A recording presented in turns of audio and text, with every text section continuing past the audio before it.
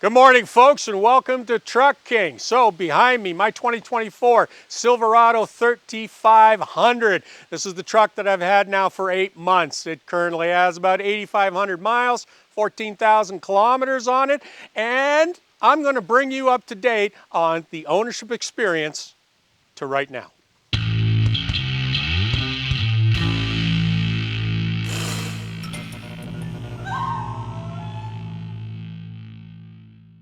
So to start with, I can tell you about the good things, but you know what?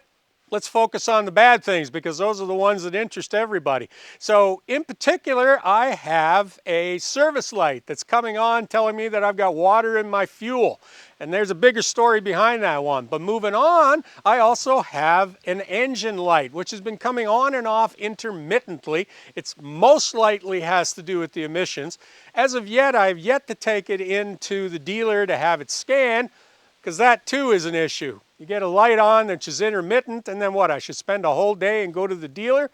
But most of the issues that I'm having seem to be focused around the electronics, because the water and fuel message has actually been there for 6 months. And I don't believe that it is anything to do with it, because I've put 20 full tanks of fuel through it and the truck runs fine. Now, the good news is that I've finally gotten an appointment with GM engineers at the plant in Oshawa, Ontario, and that'll happen in about 2 weeks. So we've agreed to go in there. They're going to look at it. Never mind the dealer. They're going to look at it. They're going to tell me what's going on. So then I'll be able to get back to everybody and resolve this issue. So one more time, engine, ride, all the other systems, everything on this truck has been operating exactly as you expected would. Now, I've been quite happy with the Duramax. Now it's a little better broken in. I'm getting in the neighborhood of 11.7, 11.8 liters per 100 empty, which to me is decent, and it's actually comparable to the Cummins that I had in my Ram. So, like, these are the good news stories. Past that, I'm still dealing with the long wheelbase. I got to tell you, I'm super happy to have the 8-foot bed for towing my trailer. However, parking this thing, that's an experience. So you just got to get used to the fact that you're never, ever going to get into a mall parking spot in one shot. It's in, out, back up, rearrange, go back in again. Or what I've also learned to do, park at the very, very far end of the parking lot. And listen, I need a little bit of exercise, so that'll work as well. But there's a couple other things I'll show you. Let's go have a look. So the water in the fuel message that I'm getting, I'll tell you what I think, and it is purely speculation. However, it occurred back in January when I was getting ready to head south from Ontario, and I had a diesel fuel additive, and you know what? I know I put too much in, simply because there was that much left in the bottle, and I said, the heck with it, I dumped it all in. So then that message shows up soon thereafter. I figure the computer got confused. It doesn't have a message that says, hey, you put in too much additive, so it said there's water in the fuel. Well, I kept clearing it, and that was in January. This truck has been running perfectly ever since. However, I need somebody to go in and clear that code. So here's where the story gets interesting. I take the truck in at 10,000 kilometers for its first oil change. I mentioned to the technician that that message is coming up, and I said, please, can you just clear the code because it means nothing. So later in the day when I come back, they show me a water bottle with fuel and something else in it, and the technician says, you've poured DEF into your fuel tank, and that's what's causing that error. Well, here's the additive, here's the ad for the DEF, here's their diesel tank. I have never in my life confused those two. I've never met anybody in my life who has confused those two. In addition to which, if that actually happened in January, it would have been burned out 20 times over. So I told them, yeah, we're not going to drain the fuel tank as they suggested, at which point I said, give me the water bottle because I'm going to take that with me so they can do chemical analysis on it. At which point, interestingly enough, the service manager said, "Oh, you can't have that, that's our property." And I said, "Well, what are you going to use it for?" I said, "We're not getting the work done, you're going to throw it in the garbage, give it to me." And he said, "No, no," he says, I have to keep that just in case." Never did tell me just in case of what. However, this question will be answered in a couple of weeks when I get this truck up to Oshawa, and I'll be sure to let you know about it and also to let that dealer know about it. So on a more technical note, I just want to point out something that I do that I'm sure a million other guys do, which is when I put my hitch in, I never take it out. I use it now and then, here and there, and the simple fact is once it's in, it's in. However, this style of split tailgate that GM is now using has a systemic flaw. And that is simply that if you open this tailgate, well, that's fine. But if you drop it, it hits the hitch, okay? And particularly if you open up the step, if you step on this, you're now mashing your tailgate into your hitch. And the question is, ask me how I know. Well, that's how I know, because I've done it. And the worst part about it is I knew about this from the original launch and testing the truck, and then I went ahead and did it anyway. So now I've got a nice scratch over here. Still, I don't seem to be smart enough to take my hitch out. So mid-June, I hooked up my 35-foot Grand Design and headed down to Cape Cod, which is a truly amazing part of the country. However, the good news, the bad news. The fuel economy, actually pretty decent. 12.5 miles per gallon, which equates to 19 liters per 100.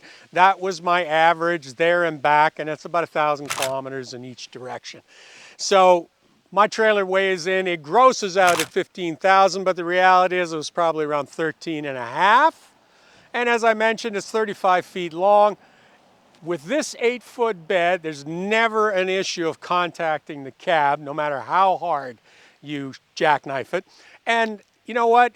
The long wheelbase, the additional leaf springs in the back, the higher pressures in those rear tires, the thing is just dead steady and beautiful on the highway. You can maintain freeway speeds easily. You can pass, you don't get the buffeting, even with crosswinds.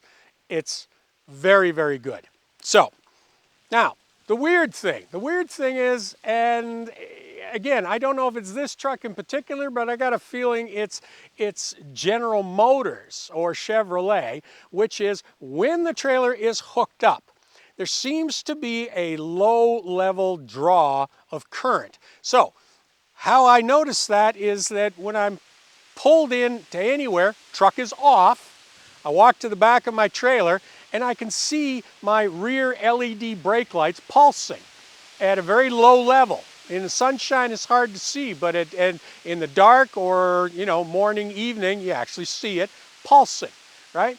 So not really sure what that's all about. But since then I've also had other trailers hooked up to this and the same thing is happening. So lights are still working, but it concerns me that there's this draw when the whole system should be shut down. So I've taken to unhooking it at night when we were, spending the night someplace in transit. So again, one more thing that the boys out in Oshawa are going to have to address and talk to me about.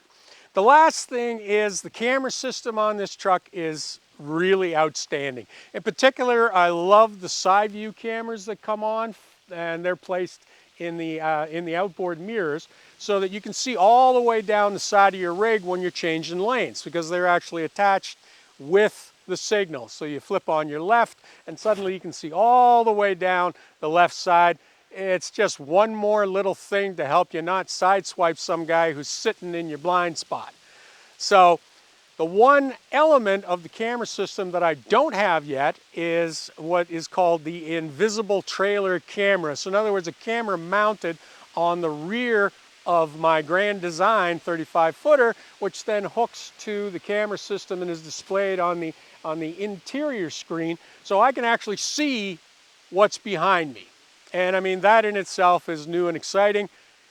Usually I don't care what's behind me, but let's face it, you do that thing where you got to back up 3 or 4 feet and you just hope and assume that there's nothing back there. So this is a big deal. So that too will get installed when the truck goes out to Oshawa, and I will make a point of demonstrating that when we look at our next update on the next video.